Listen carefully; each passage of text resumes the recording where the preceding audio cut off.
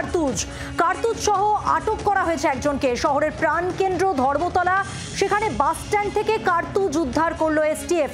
প্রায় 100 রাউন্ড কার্তুজ বাজেয়াপ্ত করা হয়েছে। আরও একবার জানাবো, কলকাতায় উদ্ধার হয়েছে বিপুল পরিমাণ কার্তুজ। এই কার্তুজ কোথায় যাচ্ছিল, কে নিয়ে যাচ্ছিল, সেই জায়গায় দাঁড়িয়ে একজনকে আটক করা হয়েছে। শহরের প্রাণকেন্দ্র ধর্মতলা বাস স্ট্যান্ড থেকে কার্তুজ উদ্ধার করলো এসটিএফ। আরো বিস্তারিত জানবো, আমাদের সঙ্গে টেলিফোন লাইনে রয়েছেন আমাদের প্রতিনিধি অর্ণবাংশু নিয়োগী। অর্ণবাংশু, এসটিএফ সূত্রে কি জানা যাচ্ছে? থেকে বিশেষ সূত্রে খবর পেয়ে ধর্মতলা বাস স্ট্যান্ডে জাল ঝুলিয়ে রেখেছিল। ঠিক কিছুক্ষণ আগেই কিন্তু সেই জালে পা দেয় কেতুগ্রামের বাসিন্দা রামকৃষ্ণ মাঝি। তার কাছ থেকে প্রায় 100 রাউন্ড কার্তুজ উদ্ধার হয়েছে, এমনটা এসটিএফ সূত্রে খবর। তার ব্যাগের মধ্যে একটি এনভেলপ, তার মধ্যে প্যাকেটে ভরা ছিল হচ্ছে 100 রাউন্ড কার্তুজ। সেটা কিন্তু ইতিমধ্যে বাজেয়াপ্ত করা হয়েছে এবং ওই রামকৃষ্ণ মাঝিকে গ্রেপ্তার করা হয়েছে, এমনটা এসটিএফ সূত্রে খবর।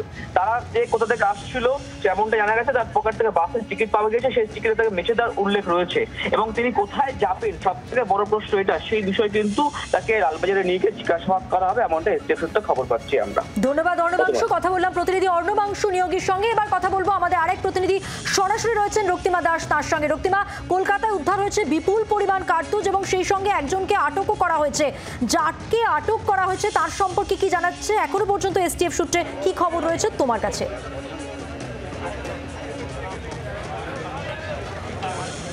দেখো, এখনো অবধি এটা সূত্র মারফত যেটা জানা যাচ্ছে যে যাকে আটক করা হয়েছে সে কেতুগ্রামের বাসিন্দা বলেই কিন্তু মনে করা হচ্ছে, কারণ তার কাছ থেকে যে টিকিট মিলেছে, মেছেদার টিকিট মিলেছে, তুমি দেখতে পাচ্ছ যে তাকে বসিয়ে রেখে কিন্তু এখানে জিজ্ঞাসাবাদ চলছে। এবং এখানকার যারা এসটিএফ এর আধিকারিকরাও রয়েছে, কলকাতা পুলিশের তরফ থেকে যে আধিকারিকরা তারাও কিন্তু উপস্থিত হয়েছে। প্রায় 100-র বেশি কার্তুজ উদ্ধার হয়েছে সেই জায়গা থেকে। দেখো, এখন যেটা জানার প্রশ্ন চালাচ্ছেন যেটা পুলিশ আধিকারিকরা বা এসটিএফ এর আধিকারিকরা, সেই জায়গা থেকে এই কার্তুজ কোথা থেকে আনা হয়েছিল, কোথায় বা পৌঁছে দেওয়ার কথা ছিল, যাকে গ্রেফতার করা হয়েছে ইতিমধ্যে সে মিডল ম্যানের কাজ করছিল কিনা, এই একাধিক বিষয়গুলো কিন্তু জানতে চাওয়া হবে বলে যেটা জানা যাচ্ছে।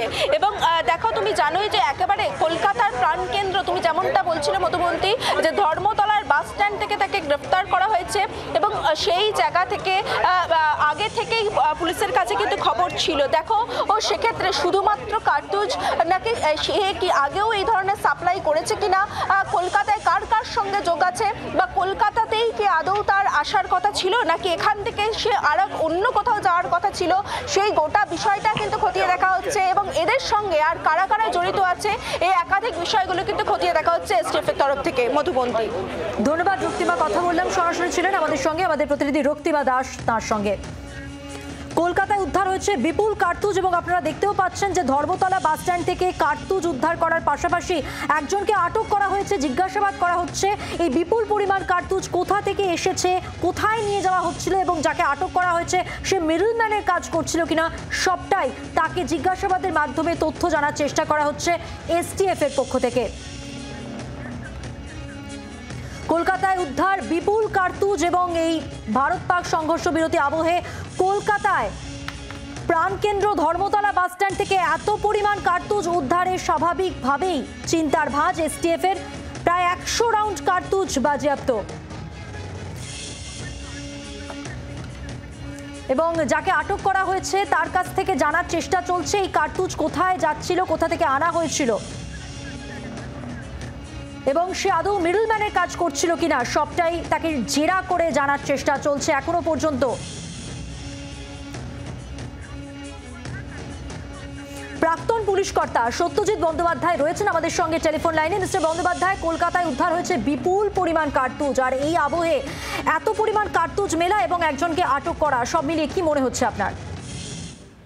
এটা মানে বেসিক্যালি কিছুদিন পরপরই এই যে উদ্ধারগুলো হচ্ছে না, কিছুদিন আগে আপনাদের চ্যানেলে দেখালো শিয়ালদা থেকে উদ্ধার হলো আর্মস অ্যান্ড অ্যামুনিশন, বাইরের দেশ থেকে আসলো, আজকে এই কার্তুজ রিকভারি হলো, এগুলো কিন্তু ভালো লক্ষণ নয়। কিভাবে এই ছেলেটা এতগুলো 100 রাউন্ডসের উপরে কার্তুজ, এটা জেসি ব্যাপার নয়।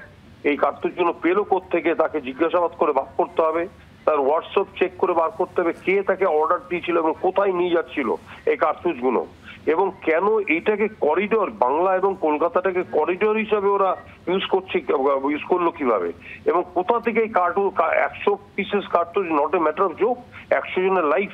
তো এই 100টা কার্তুজ ওকে কে দিল, কোনখান থেকে নিয়ে আসলো, প্রত্যেকটা জিনিস বার করতে হবে এবং তারা এটার সাথে কোনো জঙ্গি যোগ আছে কিনা সেটাও বার করতে হবে।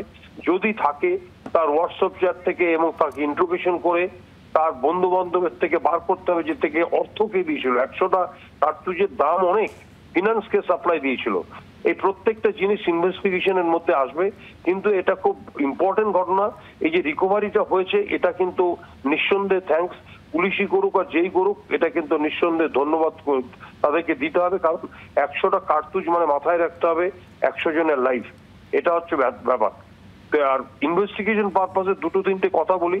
একটা কথা হচ্ছে যে এই যে কার্তুজগুলো কোনখান থেকে পেয়েছে তাকে নিয়ে যাবে, সেখানে তাকে ইনভেস্টিগেশন করতে হবে, ওখানে নতুন করে আবার তৈরি করতে হবে। কোথা থেকে যে কার্তুজটা পেলো তাকে নিয়ে আসতে হবে এবং কেন কোথায় তাকে সাপ্লাই দিতে হচ্ছিল, কে তাকে নিয়ে যেতে বলেছিল, কাকে দিতে বলেছিল কার্তুজগুলো, এই প্রত্যেকটা জিনিস কিন্তু ইনভেস্টিগেশনের তথ্যের মধ্যে একদমই সবটাই তদন্ত করে দেখতে হবে। আপনাকে অনেক ধন্যবাদ কথা বলার জন্য।